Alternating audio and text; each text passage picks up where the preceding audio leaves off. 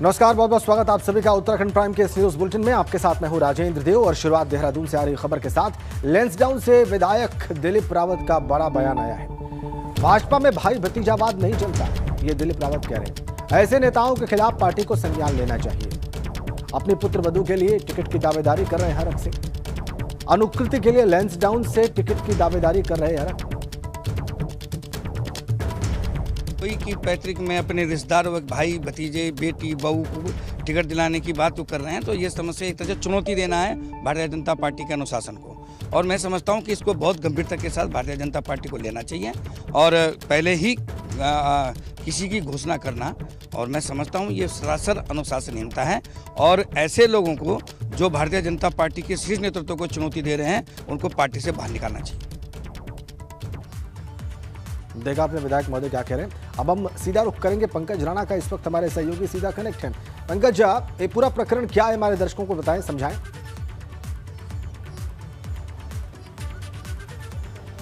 बिल्कुल राजेंद्र, देखिए अभी हाल ही में जो कैबिनेट मिनिस्टर हैं हरक सिंह रावत, उन्होंने अपनी पुत्र वधू अनुकृति गुसाई के लिए लैंसडाउन से टिकट की मांग की थी। उन्होंने कहा था कि उनकी जो पुत्र वधू है वो वहाँ लंबे समय से काम कर रही हैं और उस नाते उनको लैंसडाउन से टिकट देना चाहिए भाजपा की ओर से। तो ये पूरी तरह से कहीं ना कहीं इस रूप में भी देखा जा रहा था कि पार्टी के अंदर, क्योंकि भाजपा अनुशासन की पार्टी अपने आप को कहती है और भाई भतीजावाद पुत्र को और बेटाओं को तमाम लोगों को टिकट देने से पार्टी बचती है, ये पार्टी के बड़े नेताओं का कहना है इसका। लेकिन अपने ही पार्टी के नेताओं से इस तरह से टिकट की मांग करना, ये कहीं ना कहीं अनुशासनहीनता के रूप में देखा जा रहा था। और अब जो सिटिंग विधायक हैं लैंसडाउन से और दिलीप रावत, उन्होंने साफ तौर पर ये उन पर आरोप लगाए हैं कि पार्टी के अंदर इस तरह से बयानबाजी करना, इस तरह से अपने ही किसी परिवार के लोगों के लिए टिकट मांगना, ये अनुशासनहीनता में आता है और इसको पार्टी पर इसके खिलाफ पार्टी पर कार्रवाई भी करनी चाहिए। तो ये कहीं ना कहीं देखिए, अभी क्योंकि चुनाव बहुत नज़दीक है और पार्टी के अंदर टिकटों को लेकर तमाम मंथन चल रहा है। पार्टी का आधार क्या रहेगा टिकटों को लेकर, किस तरह से पार्टी आगे टिकट देगी, टिकट किसको दिया जाना है, भाई भतीजावाद को देखा जाएगा या नहीं देखा जाएगा, तमाम चीज़ें आगे देखने वाली बात होंगी। लेकिन इतना जरूर कहा सकता है कि विधायक जो सिटिंग विधायक हैं उनके टिकट कटने को लेकर वो अपने आप ही इस रूप में देख रहे हैं कि यदि पार्टी के सिटिंग विधायक का टिकट कटता है तो पार्टी को इससे बड़ा नुकसान हो सकता है। दिलीप रावत ने साफ तौर पर यह खुली चुनौती दी है कि पार्टी के अंदर वो पिछले लंबे समय से काम कर रहे हैं, उनका परिवार संगठन स्तर पर काम करता था, उनके पिताजी 3-4 बार वहां से विधायक रहे हैं लैंसडाउन से और उन्होंने संगठन में बड़े स्तर पर काम किया है और उनके ही बेटे का टिकट कटना, यानी दिलीप रावत का टिकट यदि कटता है तो पार्टी को इससे नुकसान देखना पड़ेगा। इस प्रकार के दिलीप को मिले हैं कि दिलीप सिंह ये कह रहे हैं, क्या सतह पर आकर, फ्रंट पर आकर कहने को मजबूर हो गए कि पार्टी का अनुशासन ऐसा नहीं है और अगर कोई उस पर उल्लंघन करता है तो उस पर एक्शन लिया जाना चाहिए? ऐसा हुआ क्या है कि वो इतने गुस्से में फ्रंट पर आकर, सामने आकर, कैमरे के सामने आकर ये सब कुछ कह रहे हैं?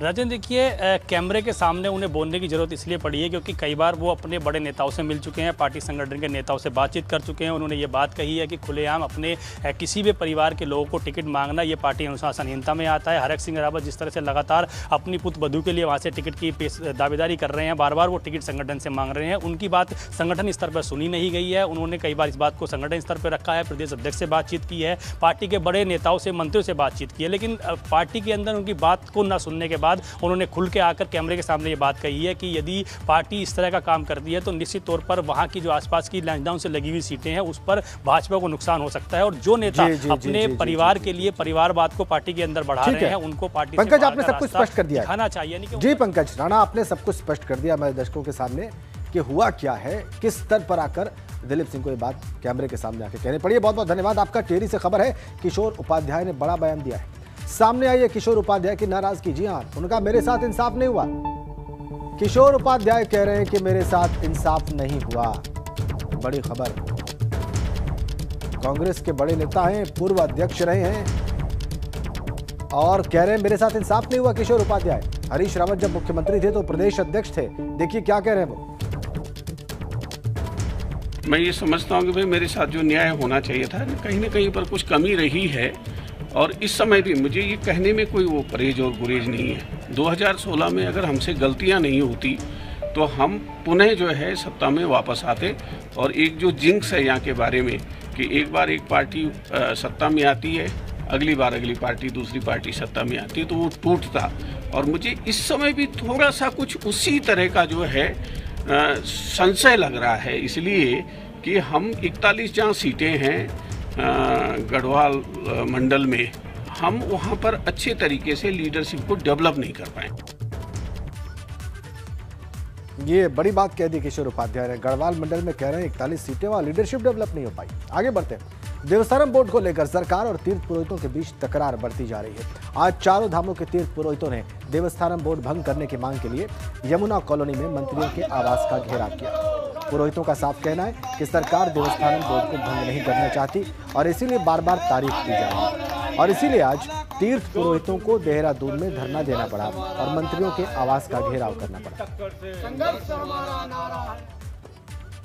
देवस्थानम बोर्ड को भंग करने के लिए आज जो तमाम तीर्थ पुरोहित हैं वो मंत्री के आवास के बाद धरने पर बैठ गए हैं। ये देखेंगे आप तो ये जो कैबिनेट मिनिस्टर हैं सुबोध उनियाल, उनका सरकारी आवास है और यहाँ पर ये तमाम जो तीर्थ पुरोहित हैं धरने पर बैठे हुए हैं। इनकी साफ तौर पर मांग है कि जब तक सरकार देवस्थानम बोर्ड को भंग नहीं करेगी इसी तरह से आंदोलन चलता रहेगा। आज इनका इसलिए धरने पर बैठने की जरूरत पड़ी है क्योंकि आज कैबिनेट की बैठक है और कैबिनेट की बैठक में आज क्योंकि मंत्री जाएंगे और इनका ये दबाव पहले से बनाया जा रहा है कि कैबिनेट बैठक में जाकर तीर्थ पुरोहितों का दबाव माना जाए और देवस्थानम एक्ट के जो एक्ट है उसको कैबिनेट में लाया जाए और उसको भंग करने का प्रस्ताव पास किया जाए। इस तरह की तमाम मांग ये कर रहे हैं। हम बात भी करते हैं सुबोध जी, तमाम आप सुबोध उनियाल जी के आवास के बाहर बैठ गए हैं धरने पे, क्या मांग कर रहे हैं? मिलने आए आपसे अभी? क्या निश्चित तौर पे हम लोग यहाँ पर आए हैं, हमारा एक ही मकसद है कि इस कानून को तत्काल वापस ले, सरकार वादा खिलाफी ना करे, जैसे उन्होंने केदारनाथ में कह दिया, हर जगह कह दिया।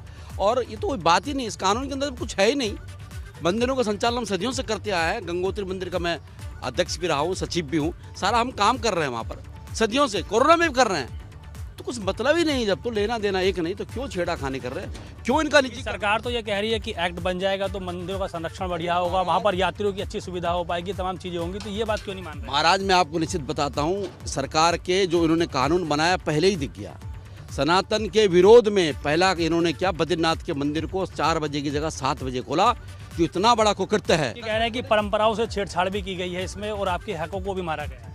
हाँ, जैसे कि अभी परंपराओं के साथ ये छेड़छाड़ की गई। केदारनाथ में है कपाट बंद होने से पहले बाबा भुकुंडा भैरवनाथ के कपाट बंद किए जाते हैं, जो कि प्रातःकाल मध्याह्न काल के टाइम पर वो बंद किया जाता है। लेकिन देवस्थानम बोर्ड के अंतर्गत इस भ्रष्ट सरकार की द्वारा जो गठित किया देवस्थानम बोर्ड है, इस बार इन्होंने शाम के पहर जो बाबा भैरवनाथ का मंदिर बंद किया। इसके अलावा अन्य कई कारण हैं देखे जा रहे हैं जो देवस्थानम बोर्ड जो है इसको सपोर्ट नहीं कर पा रहा है। क्या मंत्री से बात हुई, अभी मिलने आए क्या आपसे, क्या कह रहे हैं? अभी तक तो कोई मिलने हमसे आया नहीं। हम सुबह से यहाँ पर लगातार अपना धरना प्रदर्शन लगातार जारी रखे हुए हैं, लेकिन अभी तक सरकार का एक भी मंत्री हमसे मिलने नहीं आया, ना हमसे कोई वार्ता हुई। कब तक बैठे रहेंगे आप? नहीं, जब तक हमसे कोई वार्ता नहीं होगी, जब तक हमको कोई ठोस आश्वासन नहीं मिलेगा तब तक हम यहाँ से नहीं उठेंगे। हमने आज पहले हम तय करके आए, हमने 27 तारीख को भी एक विशाल यहाँ पर आंदोलन का हमने देहरादून के अंतर्गत रखा है, क्योंकि उस दिन 27 तारीख को ही इन्होंने जो कैबिनेट में काला कानून वापस हम पे थोपा था, उसी के विरोध में हम सब लोगों ने 27 नवंबर को एक विशाल रैली यहाँ पर आयोजन करने का फैसला किया। कैबिनेट की बैठक भी है आज और ये कहा जा रहा है कि जब तक सरकार के जो मंत्री हैं वो यहाँ पहुँचेंगे नहीं तब तक इसी तरह से जो ये धरना है चलता रहेगा। बस अब क्या कह रहे हैं मंत्री जी, बात हुई क्या? कैबिनेट की बैठक होने वाली है शाम 4 बजे, तो क्या उम्मीद लग रही है? जी, हम ये चाह रहे हैं कि आज कैबिनेट की बैठक है और मंत्रीगण ध्यान दें कि ये कानून जो है वापस होना चाहिए। इसी के लिए हम लोग जो है इस पे जोर लगा रहे हैं और जितना भी हो सकेगा, जितना भी सहज हमसे हो सकेगा, हम चाहे तो मंत्रियों को चाहे बैठक में जाने से रोक दें। आज हमारा सांकेतिक था, सिर्फ हमको सूचना देनी थी कि आगे कुछ बड़ा करने वाले हैं। ये इमरजेंसी में हुआ, जो लोग हम यहाँ नज़दीक थे वो लोग उठ करके यहाँ आए। मुख्यमंत्री जी से बात हुई थी, उन्होंने तो कहा था कि हम भंग कर देंगे, 30 नवंबर तक का वक्त दिया था, तो उससे पहले ही धरना क्यों दे रहे हैं?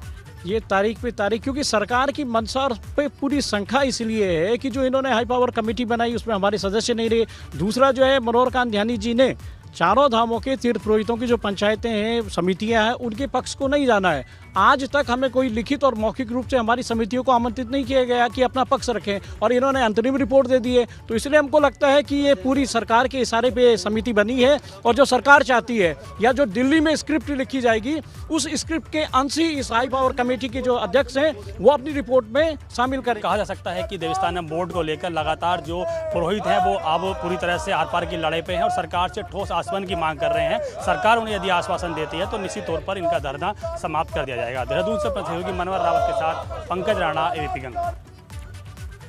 तो देवस्थानम बोर्ड को लेकर यमुना कॉलोनी पर चल रहा तीर्थ पुरोहितों का धरना, उसको लेकर कैबिनेट मंत्री सुबोध उनियाल उनसे मिलने के लिए पहुंचे हैं। तीर्थ पुरोहितों से उन्होंने धरना खत्म करने की मांग की है, मगर पुरोहितों का कहना है कि जब तक सरकार देवस्थानम बोर्ड को भंग करने की घोषणा नहीं करती, वो शांत बैठने वाले नहीं।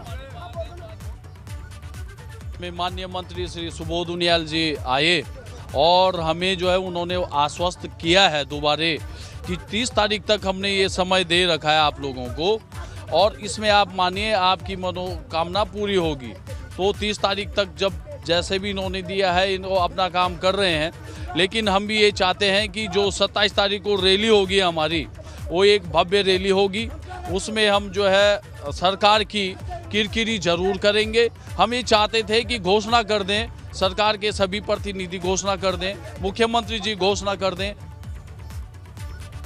बड़ी खबर है, पुरोहितों के धरने को लेकर मंत्री सुबोध उनियाल का बयान आया है। सुबोध उनियाल ने विपक्ष पर साजिश का आरोप लगाया है। जी हां, पुरोहितों के धरने में भी विपक्ष की साजिश की आशंका है।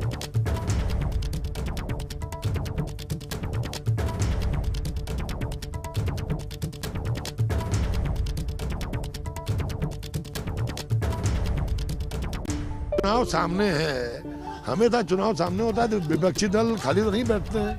वो अपनी दुकान चलाने के लिए कहीं ना कहीं उनके षड्यंत्र में तो अपना शामिल रहते ही है कि कुछ ना इस तरह की चीज़ों का फायदा उठाया जाए। लेकिन सरकार पूरी तरह संवेदनशील है और सरकार तीर्थ पुरोहितों के प्रति संवेदनशीलता के साथ रहते हुए जिस सौहार्दपूर्ण वातावरण में उनसे वार्ता भी थी केदारनाथ में, और जिस तरह से आदरणीय जब प्रधानमंत्री जी आए उन्होंने उनका प्रधानमंत्री जी के स्वागत में पूरा उनका कॉपरेशन रहा, उस हिसाब से सरकार उनके साथ संवेदनशील है और बहुत जल्द 30 तारीख तक निर्णय ले लेगी। और एक बड़ी अपडेट आपको दे दें, देवस्थानम बोर्ड पर पूर्व मुख्यमंत्री हरीश रावत ने बयान दिया है। कहा है कांग्रेस सत्ता में आई तो देवस्थानम बोर्ड को रद्द कर देंगे। बड़ा बयान हरीश रावत का। पूर्व मुख्यमंत्री सीनियर कांग्रेस लीडर कह रहे हैं कि अगर कांग्रेस सत्ता में आई तो देवस्थानम बोर्ड को रद्द कर देंगे। देवस्थानम बोर्ड हमारी तरफ से अब अस्तित्व में नहीं है, नहीं करेगी तो जैसे ही कांग्रेस की सरकार बनेगी हम पहले एक्ट के रूप में जो है देवस्थानम बोर्ड को भंग करेंगे। पहला एक्ट अगर कांग्रेस की सरकार बनती है तो इसी को लेकर आएगा, ये स्पष्ट कर दिया हरीश रावत ने। और इसको लेकर चल रहे पुरोहितों के धरने को लेकर भाजपा प्रदेश प्रभारी दुष्यंत गौतम से बात की हमारे संवाददाता अविनाश तिवारी ने। देवस्थानम बोर्ड को लेकर उत्तराखंड के अंदर जहां तमाम सारे वक्त से रार छिड़ा हुआ है, आज तमाम सारे साधु संत वहां पे मंत्रियों और अधिकारियों घरों का घेराव करेंगे। हमारे साथ बातचीत के लिए मौजूद हैं उत्तराखंड के बीजेपी प्रभारी दुष्यंत गौतम जी। सर, आप लोगों ने वादा किया था कि देवस्थानम बोर्ड पे विचार करेंगे, भंग करेंगे, लेकिन कुछ हुआ नहीं और साधु संत अभी भी नाराज हैं। देखो, जब चुनाव आता है ये राजनीतिक गतिविधियाँ अनेकों गतिविधियाँ चालू होती हैं, उसके तहत अपनी गतिविधियाँ कर रहे हैं। लेकिन जो सरकार ने, उत्तराखंड सरकार ने कहा है, हम उसे विचार कर रहे हैं, सबकी राय ले रहे हैं और जो भी निर्णय होगा जल्दी निर्णय होगा। सर, क्या जो कमेटी है पहले क्या कहते हैं 30 नवंबर तक रिपोर्ट दे देगी, 30 अक्टूबर तक दे देगी, अब ज़्यादा वक्त भी बीत गया, अभी तक कोई रिपोर्ट वगैरह भी नहीं आई। साधु संत में नाराज़गी लगातार बढ़ती जा रही है। देखिएगा, जब इसका निर्माण हुआ था तो तब भी इन सबसे ही पूछा गया था, सबसे ही सहमति ली गई थी। अगर 2 साल बाद पुनः ये कहते हैं उसे विचार करने के, तो विचार सरकार कर रही है और जल्दी ही निर्णय लेगी। जो भी होगा समाज और देश के और साधु संतों के इच्छा अनुसार ही होगा। और देवस्थानम बोर्ड पर अनिल बलूनी ने जो कुछ कहा है आपको दिखाते हैं।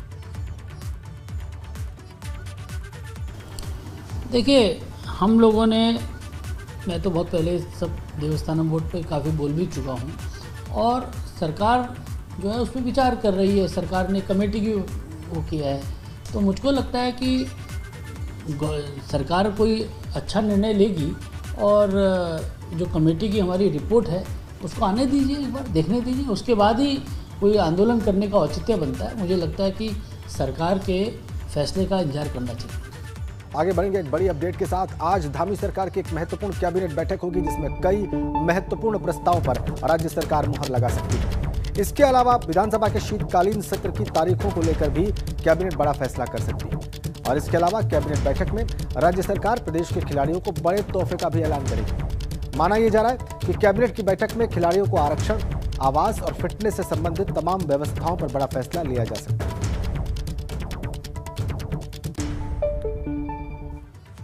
और कांग्रेस की स्क्रीनिंग कमेटी की बैठक कांग्रेस मुख्यालय देहरादून में होगी। कल सुबह 9 बजे मीटिंग रखी गई है। बैठक में विधानसभा चुनाव में टिकटों के आवंटन को लेकर रायशुमारी होगी। बीते 19 नवंबर को टिकट तय करने के लिए पार्टी ने कांग्रेस के पूर्व राष्ट्रीय महासचिव अविनाश पांडे की अध्यक्षता में स्क्रीनिंग कमेटी गठित की। स्क्रीनिंग कमेटी की बैठक है और उस बैठक के पश्चात चुनावों से संबंधित हमारी जितनी समितियां हैं उन समितियों के अध्यक्ष, उपाध्यक्ष और संयोजक स्क्रीनिंग कमेटी के साथ बैठक करेंगे और इसका प्रायोजन चुनाव में एक सिस्टम बनाना है कि भाई टिकटों का फाइनलाइजेशन किस सिस्टम से होगा। आपने पूछा कि इसका क्राइटेरिया क्या होगा और किसी एलिजिबिलिटी क्या होगी टिकटार्थी की। हमने पहले ही कहा है कि जो व्यक्ति कांग्रेस के सिद्धांतों पर विश्वास रखता हो और जो व्यक्ति 5 साल तक कांग्रेस का झंडा बुलंद किए हुए हो, जो व्यक्ति 5 साल सुख और दुख में जनता के साथ रहा हो, ऐसा व्यक्ति हमारी नज़रों में रहेगा। इधर उत्तराखंड में भू कानून की मांग तेज होती जा रही है। उत्तराखंड में सख्त कानून की मांग को प्रभात वालिया 1000 किलोमीटर की यात्रा करेंगे। इसको लेकर उत्तराखंड क्रांति दल ने इसको समर्थन दिया है। ये यात्रा 10 दिसंबर को मुख्यमंत्री आवास देहरादून से शुरू होगी, जो उत्तराखंड के सभी 13 जिलों से होते हुए देहरादून के गांधी पार्क पर ही समाप्त की जाएगी। 10 दिसंबर से पूरे 13 जनपदों में सशक्त भू कानून की मांग को लेकर के एक यात्रा निकाली जा रही है, 1000 किलोमीटर की यात्रा। इस यात्रा को उत्तराखंड क्रांति दल अपना पूरा समर्थन करता है और जगह जगह देहरादून से शुरू होकर के यात्रा चक्रौता होते हुए, उत्तरकाशी होते हुए, टिहरी, पौड़ी, कर्णप्रयाग होते हुए, बागेश्वर होते हुए, कर्णप्रयाग होते हुए, नैनीताल से हल्द्वानी होते हुए, हरिद्वार होते हुए वापस देहरादून के गांधी पार्क में इस यात्रा का समापन होगा।